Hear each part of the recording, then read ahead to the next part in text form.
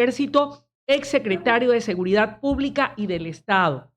Estimado general Bravo, qué gusto que nos acompañe. Buenos días y bienvenido. Gracias por aceptar esta entrevista en donde queremos revisar algunos temas de los cuales usted tiene la suficiente experiencia y conocimiento.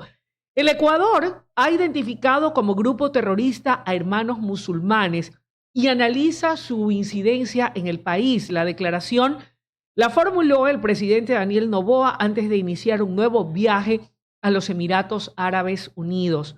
General, para entrar en contexto y en materia, ¿quiénes son los hermanos musulmanes? ¿Quiénes conforman esta organización?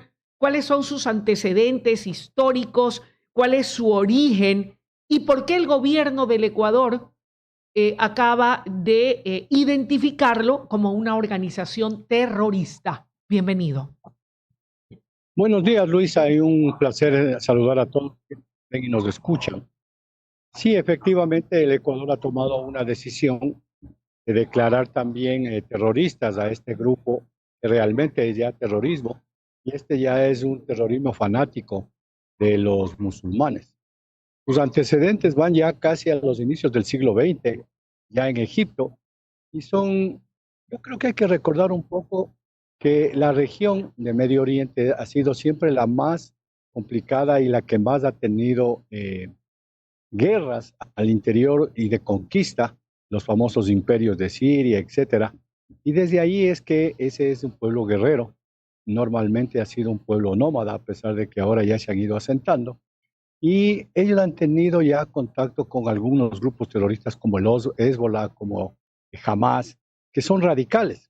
Y esto se ha agudizado también con la creación del Estado de Israel, ya por ahí por 1948, en donde en apoyo a los palestinos han hecho actos terroristas a nivel mundial y especialmente con una especie de revancha hacia los Estados Unidos, que es quien les ha combatido apoyando a otros países para evitar que el terrorismo se disgregue en todo el mundo. Y ahí tenemos los atentados del 11 de septiembre. Y por lo tanto, entonces, los Estados Unidos ya las ha declarado y hoy día están también en un análisis porque ellos lo declaran oficialmente como terroristas. El Ecuador, ante lo que estamos viviendo nosotros de un terrorismo de Estado, lo que estamos buscando también es hacer aliados para poder ir contrarrestando estos hechos. Y esto ya lo hizo el presidente hace, creo que fue en mes de mayo o de junio, en donde lo que llamamos los militares, los elementos esenciales de información, que se los pasa al sistema de inteligencia, para que ellos determinen si realmente hay algún tipo de influencia. Yo recuerdo hace como 10 años o algo más, que inclusive aquí se capturaron algunos árabes que estaban yendo como trampolín usando el Ecuador o países de Sudamérica para llegar a los Estados Unidos para hacer actos terroristas. Entonces, de lo que se entiende ahora, el presidente pone el decreto 239 en base a un informe de la Central Nacional de Inteligencia que le está diciendo que efectivamente puede haber vínculos de estos grupos terroristas con grupos de los GDO ecuatorianos que tenemos al interior. Y por lo tanto el presidente lo ha hecho así. Y creo que es un punto ya político, porque lo acaba de hacer en el viaje que está iniciando hacia precisamente los países que también han declarado al grupo de los hermanos musulmanes como terroristas, que es los Emiratos Árabes. Yo creo que de así el mundo tiene que ir comprendiendo que no solamente les afecta a estos grupos terroristas, así como el crimen internacional organizado a un país, sino que es una afectación a muchos países y a muchas áreas del mundo, Luisa.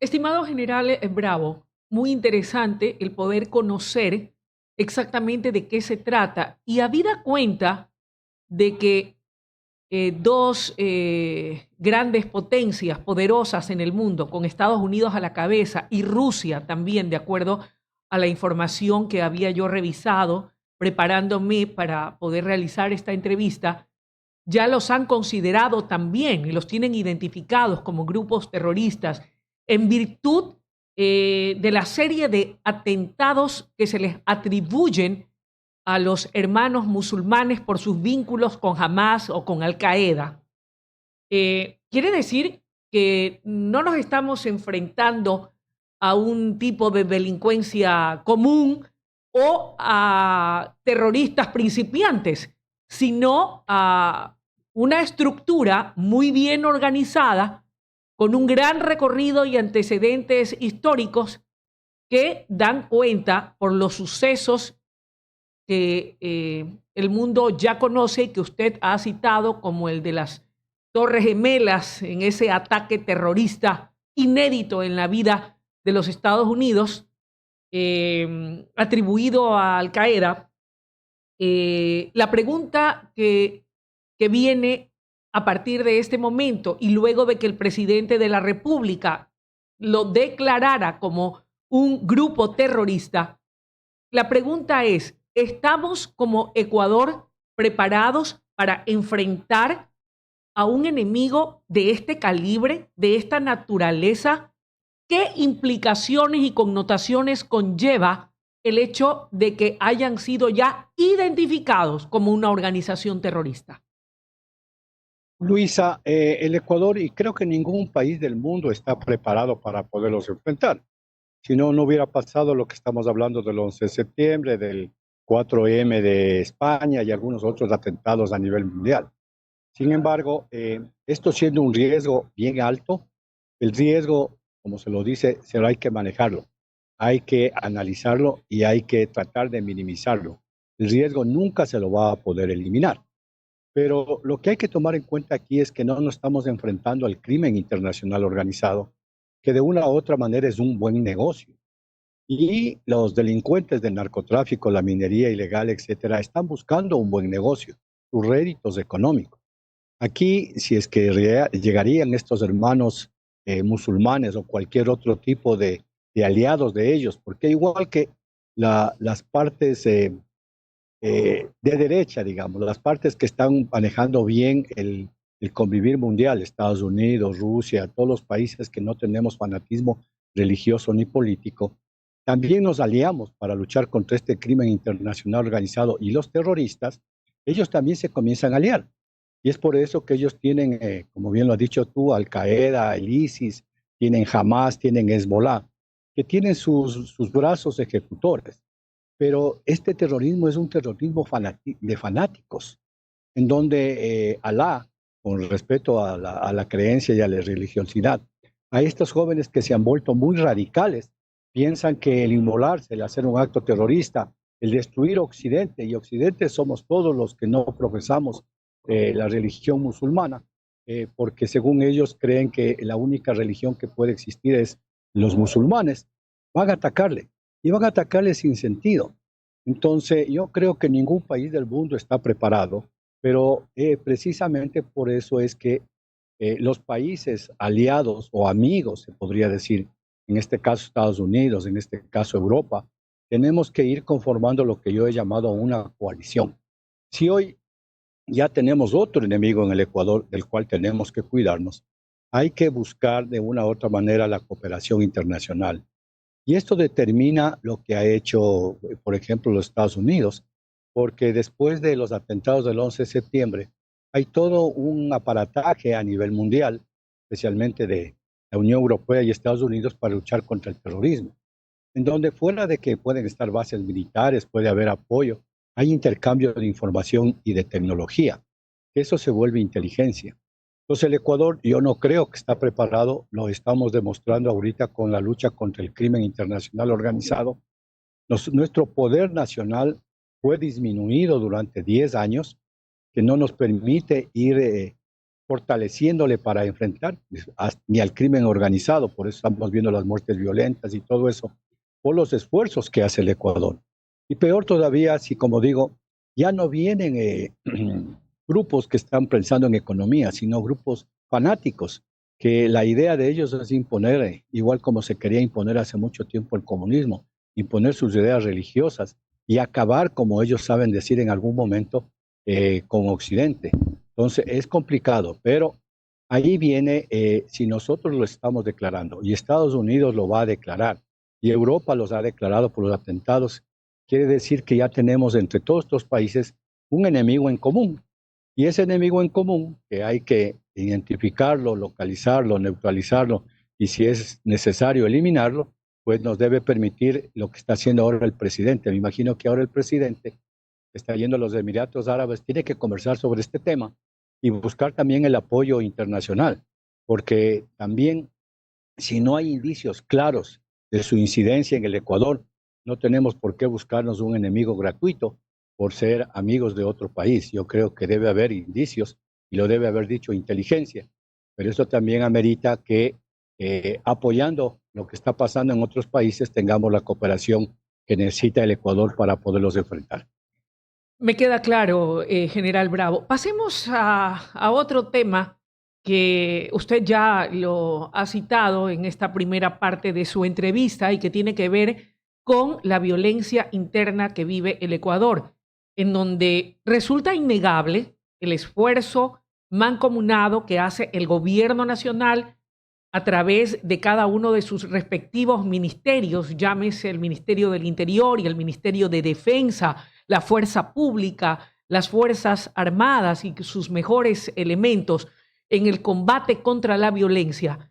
Eso es innegable, es indiscutible, es algo que es palpable, que lo podemos ver, pero que de acuerdo a lo que no lo digo yo, lo dicen los indicadores que tienen que ver con el tema de las muertes violentas en el país.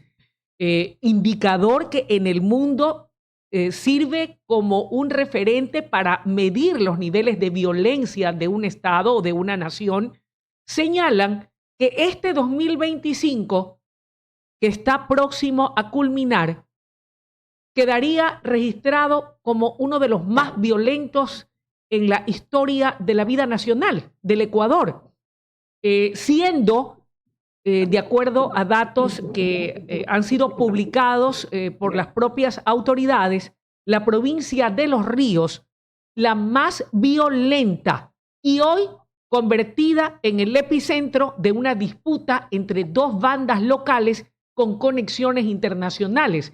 Estas son la banda de los choneros y la de los lobos. 106 muertes violentas por cada 100.000 habitantes se han cometido en Los Ríos precisamente.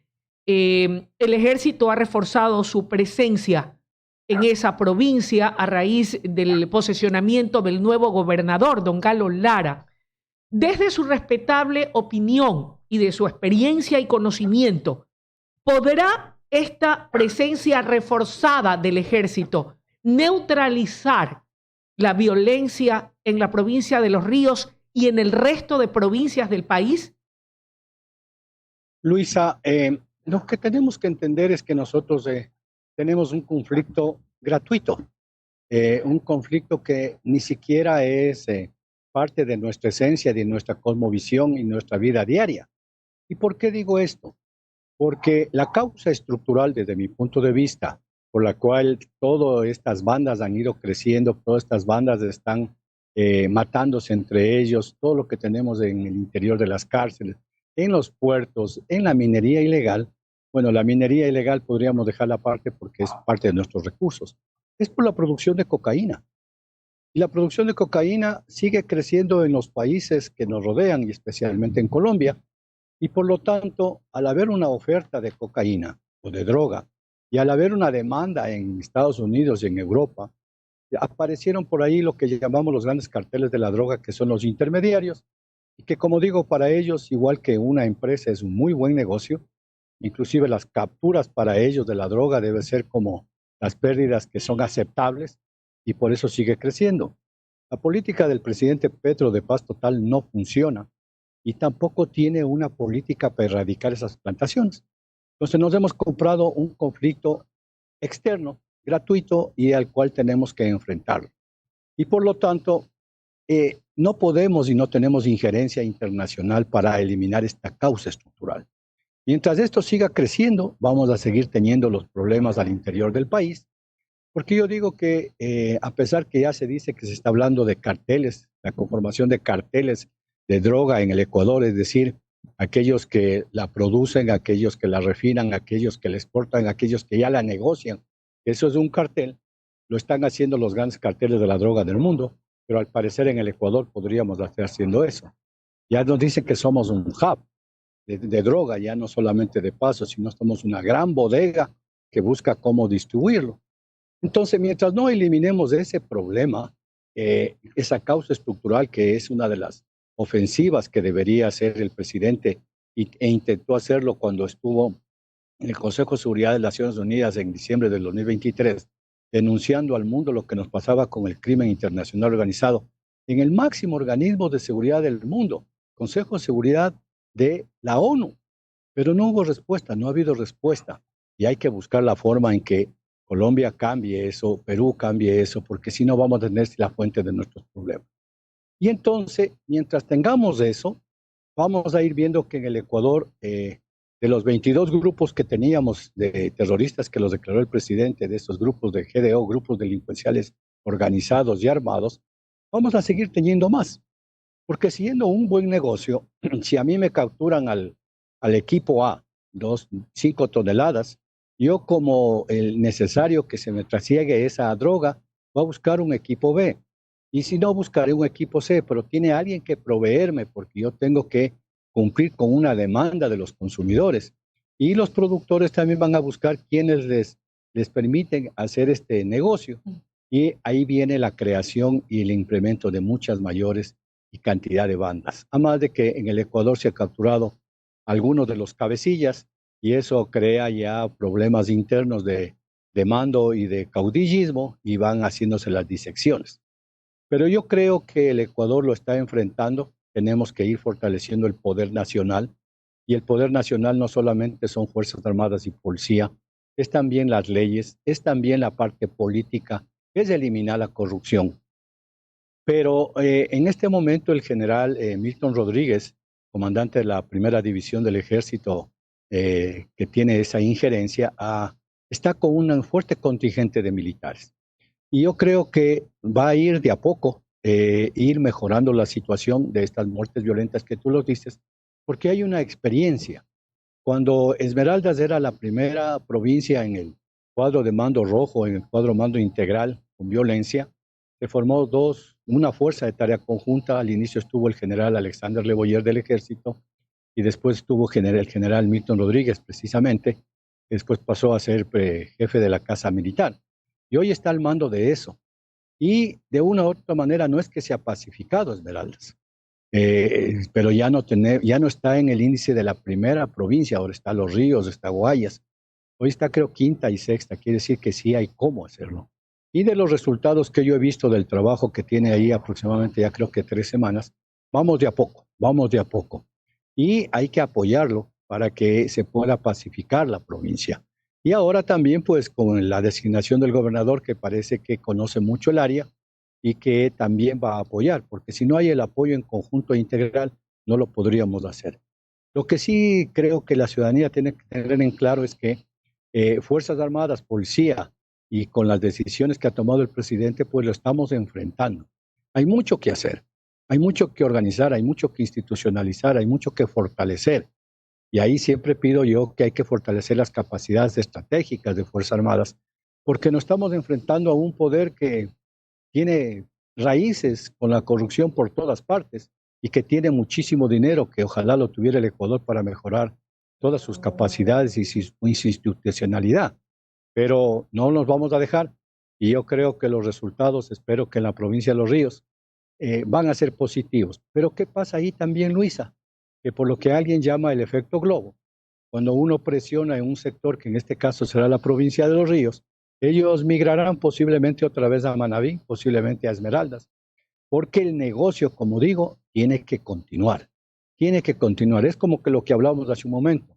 El fanatismo, por más que hagan religioso de los musulmanes, por más que se haga, si hay fanatismo, ellos van a continuar haciendo los actos terroristas. Igual el crimen organizado, especialmente en este gran negocio del trasiego de drogas y que hoy está involucrándose en la minería ilegal, Luisa. General, dos preguntas en una, apelando al tiempo que nos ha conferido en estos últimos 5 minutos de la entrevista. ¿Cómo mejorar esa capacidad estratégica de la fuerza pública y del ejército, de las Fuerzas Armadas, para poder tener un resultado mucho más efectivo del que ya tenemos y que es fruto del trabajo constante y permanente del gobierno nacional en conjunto con los ministros a cargo del tema de seguridad y con la participación activa de la fuerza pública y de los elementos de las Fuerzas Armadas en una tarea que usted lo dice con muy buen criterio y yo comparto, y así lo señalan conocedores del tema, no solamente se lo trata de manera represiva o desbaratando o desmantelando a estas mafias y echándoles abajo el negocio, sino que además amerita y es necesaria una acción integral en todos los frentes,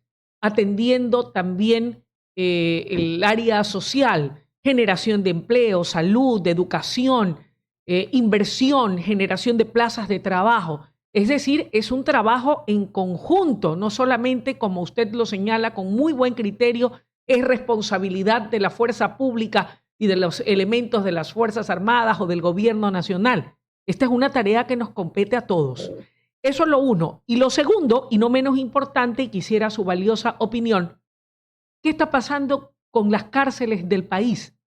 Se ha construido una cárcel de máxima seguridad, la cárcel del Encuentro, se avisora la construcción de otra, todavía no se ha revelado dónde, pero hasta tanto aquellas que ya existen, como la penitenciaría del litoral o las cárceles de El Oro o las cárceles de Esmeraldas, continúan lamentablemente siendo centros de amotinamientos y de muertes. Luisa, el problema desde mi punto de vista, yo hago una conclusión sin ser experto y sin tener la solución definitiva, es que nos dejaron en la indefensión. No hubo la visión, especialmente cuando tuvimos grandes recursos en el periodo del socialismo siglo XXI, de pensar en lo que íbamos a llegar a hacer.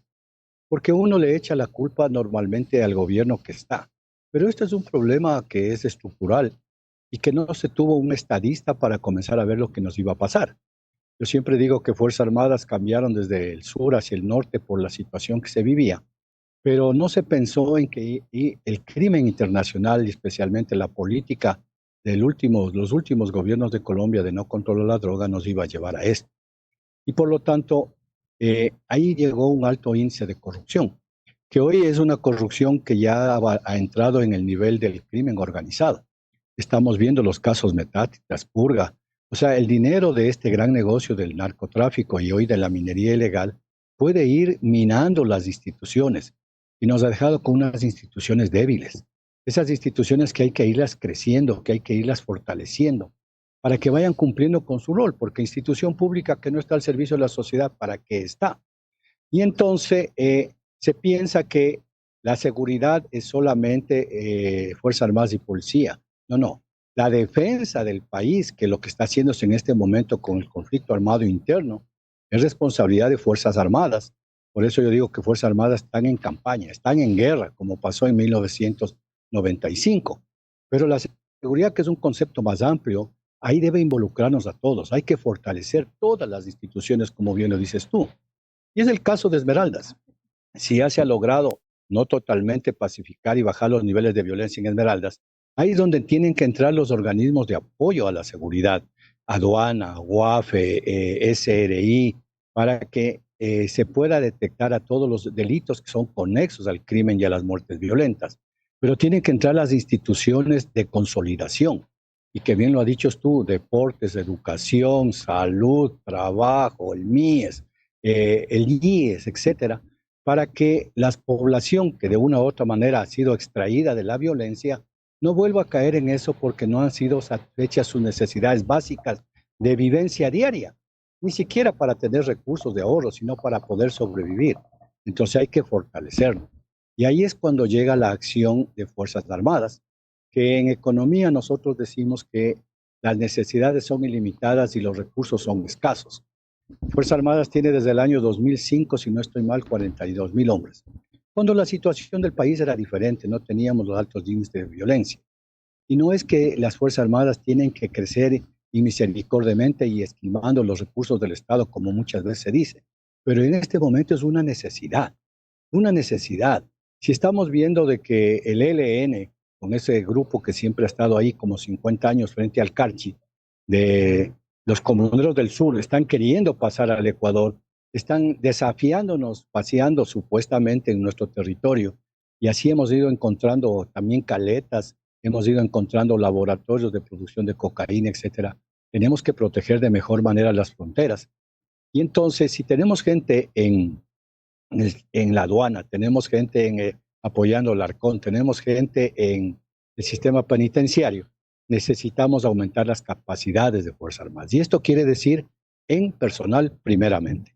Y el personal, no se puede decir que como en la policía pueden ser 10,000, 15,000 hombres, podríamos aumentar unos 4,000 por año para ir fortaleciendo, porque tampoco vamos a pensar de que la solución viene de la noche a la mañana y tampoco tenemos los recursos. Eso por un lado, de tal manera de que permita fortalecer las misiones principales de Fuerzas Armadas, que son soberanía y defensa del territorio, y también apoyar lo que se está haciendo complementariamente a la policía y a otras instituciones. Yo creo que deberíamos llegar a unos 60,000 hombres. De lo que conozco, se ha bajado el presupuesto en 130 millones. Hay que preguntarse que no se puede afectar sueldos, no se puede afectar al ISFA, no se puede afectar a los proyectos de largo plazo que ya están contratados. Entonces, posiblemente nos va a afectar al trabajo diario, a los operativos. O sea, hay que pensar y hay que hacer una veeduría sobre ese 3% del impuesto para ver en qué se lo está gastando y si realmente se está fortaleciendo. Hay que fortalecer el poder aéreo, los helicópteros que necesitamos. Estamos viendo cómo se necesita helicóptero para ir a sacar la droga ya en el sector de Muisne. Necesitamos fortalecer inteligencia y tecnología. Y eso tiene que tener un plan de fortalecimiento de las Fuerzas Armadas y sus capacidades estratégicas de largo plazo, pero que en un determinado momento no sea que espero cuánto me van a dar en el presupuesto. Yo he pedido mi criterio muy particular, desde luego, en que ahora que se va a sacar el reglamento de la ley de minería, habiendo que hay bastante minería en el Ecuador, porque es el país del dorado y la canela, se le dé lo que se tenía para poder ganar la guerra de 1995. Las regalías del petróleo tenían Fuerzas Armadas, es decir, un dinero preasignado que le permitía saber cuánto tenía y poder hacer proyectos de fortalecimiento claros, porque si no se tiene claro cuánto le van a dar en el presupuesto, como en este año que se ha bajado, no se puede pensar en 2, 3, 4, 5 años. Podríamos darle regalías de la minería a las Fuerzas Armadas para que se fortalezcan esas capacidades. Y entonces ahí también hay que hacer al mismo tiempo el fortalecimiento de las instituciones, porque bien lo dices tú, Luisa, no es solamente Fuerzas Armadas, hay que fortalecer el SNAI, hay que fortalecer la aduana, hay que fortalecer el mismo sistema judicial, etcétera, para que haya un concepto real de seguridad integral. La defensa es responsabilidad de las Fuerzas Armadas.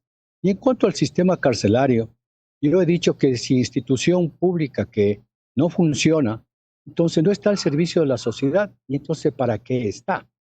Desde luego que el presidente nos ofreció 2 cárceles, una se la ha concluido, hoy le escuchaba al ministro de Gobierno que van a llevarse más personas, que posiblemente ya se va a decir cuánto está terminado, pero esa no es la solución. Hay que hacer una reingeniería al Sistema Nacional de Personas Privadas de la Libertad para que se cumpla con la rehabilitación. No es cuestión de hacer cárceles para tenerles presos privados de la libertad. Hay que buscar cómo el sistema de rehabilitación social funciona. Y no está funcionando. No está funcionando por lo que tú acabas de decir, las reyertas que hay en la cárcel de Machala, en la penitenciaría, etcétera, porque esas cárceles ya cumplieron con su rol también. Son construidas hace 30, 40 años y están rodeadas de la ciudad. Hoy estamos viendo que la cárcel del Encuentro, porque así debería ser, está alejada de la población para que podamos aislarle realmente y tener un mejor control. Pero hay un alto nivel de corrupción. Entonces hay que mejorar los procedimientos, los procesos, hay que darle tecnología al SNAI, hay que pasar las pruebas de confianza para evitar la corrupción. Y si de las 3,000 personas que están ahí no queda nadie, quiere decir que ese ha sido el problema. Y si quedan todos, qué bueno, entonces quiere decir que son otros recursos. Pero hay que buscar que se cumpla con el sistema de rehabilitación social. Y el sistema amerita fortalecimiento de nuevas cárceles, posiblemente, de procedimientos, de procesos, de tecnología, de un plan de carrera para esos agentes penitenciarios.